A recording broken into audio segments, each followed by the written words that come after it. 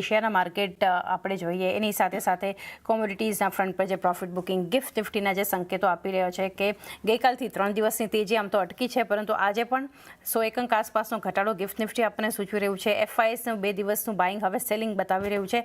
આ બધા વચ્ચે આજે મોનેટરી પોલિસી અનાઉન્સમેન્ટ પણ મહત્વનું રહેશે, પરંતુ આપ ઇન્ડેક્સને કઈ રીતે જોઈ રહ્યા છો સોમિલ, અને શું સ્ટ્રેટેજી અને લેવલ્સ ધ્યાનમાં રાખીએ? Good morning to everyone. Overall અગર તમે જુઓ તો જે ગેપ અપ આપણે જોયું અને જે રેલી આપણે જોઈ ઓવરઓલ ટિલ 26,300 350 સુધીનું, આ ત્રીજી વાર હતું જ્યારે આ લેવલ્સ થી આપણે થોડુંક એવું રિજેક્શન મળ્યું. સેન્ટિમેન્ટલી માર્કેટ બહુ જ સારા ન્યૂઝ આપણને મળ્યા ફ્રોમ ઇન્ડિયા, યુએસ સ્ટીલ. એના હજી ફાઇન પ્રિન્ટ્સ આવવાના બાકી છે. That means કે હજી પણ there will be a little bit of uncertainty.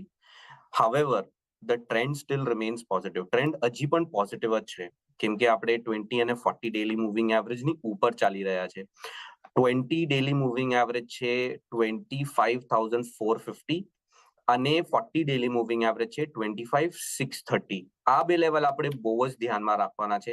હું એક્સપેક્ટ નથી કરી રહ્યો કે માર્કેટ 20 ડેલી મૂવિંગ એવરેજ ની નીચે જાય, વિચ ઇઝ 25,450. હવે આ એક લેવલ બહુ જ ક્રુશિયલ રહેશે. અગર એની નીચે જાય છે તો પાછું થોડુંક એવું સેલ ઓફ આપણને જોવા મળશે till 200 daily exponential moving average, which is 25,180. હવે આ બધા જે સપોર્ટ લેવલ્સ છે, અહીંયાથી હું એક્સપેક્ટ કરું છું કે 20 અને 40 ડેલી મૂવિંગ એવરેજની આસપાસથી સપોર્ટ લઈને પાછું નિફ્ટી ઉપરની તરફ જાય. અને ઉપરના મારા ટાર્ગેટ, પહેલો ટાર્ગેટ રહેશે 25,800 ને બીજો ટાર્ગેટ રહેશે 26,000. એટલે વ્યૂ પોઝિટિવ છે. હાવેવર આપણે સ્ટ્રેટેજી બાય ઓન ડિક્લાઇન્સ ની રાખવાની. ઉપરમાં 26,000 અને ઇનફેક્ટ એની ઉપર પણ હું એક્સપેક્ટ કરી રહ્યો છું, કેમ કે વ્યૂ પોઝિટિવ છે મીડિયમ ટર્મ ને શોર્ટ ટર્મ બે. આપણે બેંક નિફ્ટીની અગર વાત કરીએ તો બેંક નિફ્ટીમાં પણ વેરી સિમિલર નવો હાઈ બનાવ્યો અને પાછું થોડુંક એવું નીચે ડ્રેગ થયું છે.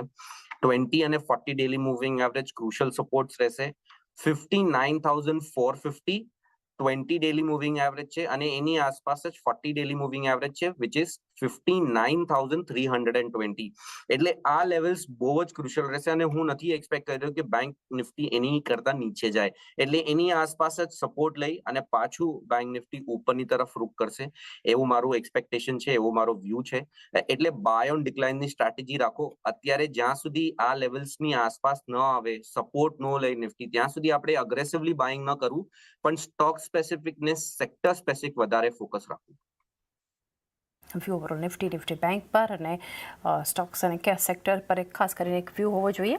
આગળ ચર્ચામાં જોડાઈ રહ્યા છે જીવજીત ઇન્વેસ્ટમેન્ટના ગૌરાંગ શાહ. ગૌરાંગજી, શુભપ્રભાત, સ્વાગત છે આપનું. અને એક વ્યૂ બજાર માટે સૌથી પહેલાં તો ગૌરાંગજી, કારણ કે એક લાંબુ સપ્તાહ, એક રવિવારથી શરૂઆત થઈ આ સપ્તાહની આપણે ગણી શકાય, અને બજેટ અનાઉન્સમેન્ટ, ત્યારબાદ મંગળવારના દિવસે જે એક ટ્રેડ ડીલનું અનાઉન્સમેન્ટને આ વખતે તો આપણે જોયું ગૌરાંગજી, વાઘ આવ્યો જેવી સિચ્યુએશન નથી. ખરેખર અનાઉન્સમેન્ટ થયું, પરંતુ જે રીતે સોમિલ મેન્શન કરી રહ્યા હતા, હજુ ફાઇન પ્રિન્ટ આવે, થોડી ડિટેલ્સ જાણીએ પછી કઈ રીતે એક અસર આવશે એ જોશું.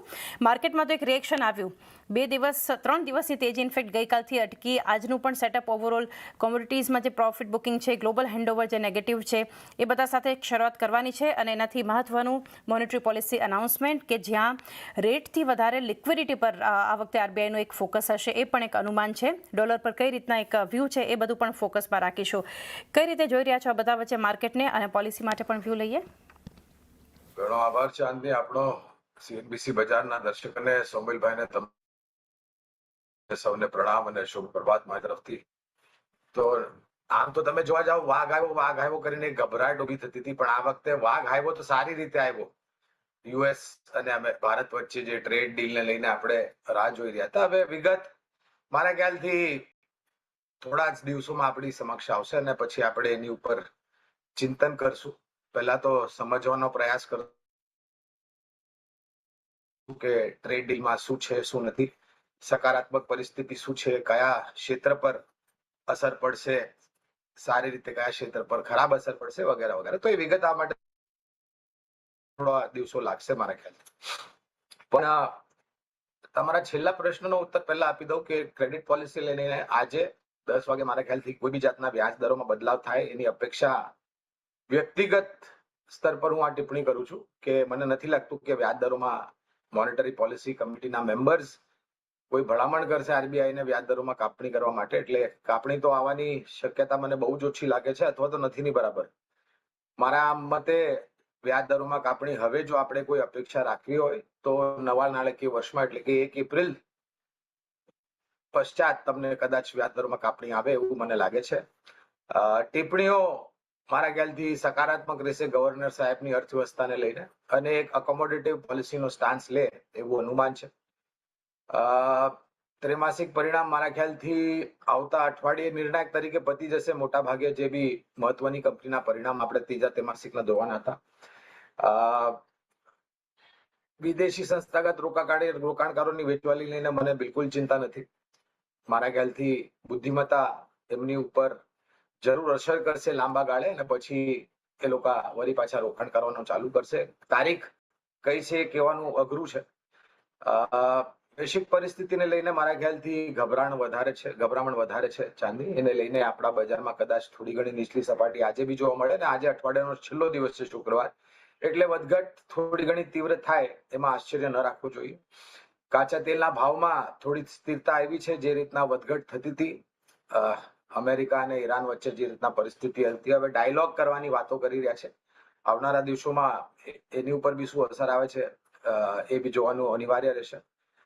એકંદરે મારા ખ્યાલથી જે બી ઘટનાક્રમ થયા છે એને લઈને જો તમને નીચલી સપાટી જોવા મળે, હવે તમે કારોબાર કરતા હો, ટ્રેડિંગ કરતા હો તો હું સક્ષમ છું ને ટિપ્પણી કરવા માટે, પણ જો તમે રોકાણકાર હો તો મારા ખ્યાલથી બજાર તમને બહુ જ સુનેરો અવસર આપી રહ્યો છે. લાંબા ગાળાની વિચારધારા રાખો અને સક્ષમ અને મજબૂત કંપનીમાં રોકાણ કરો.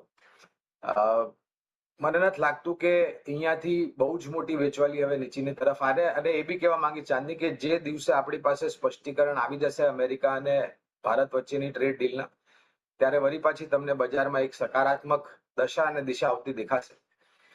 એટલે તમારું મુખ્ય વાત હું કહેવા માંગીશ કે તમારા લાંબા ગાળાની વિચારધારા અને રોકાણ જો સક્ષમ કંપનીમાં હોય તો એમાં વેચવાલીની કોઈ ફેરબદલાવ નહીં કરતા.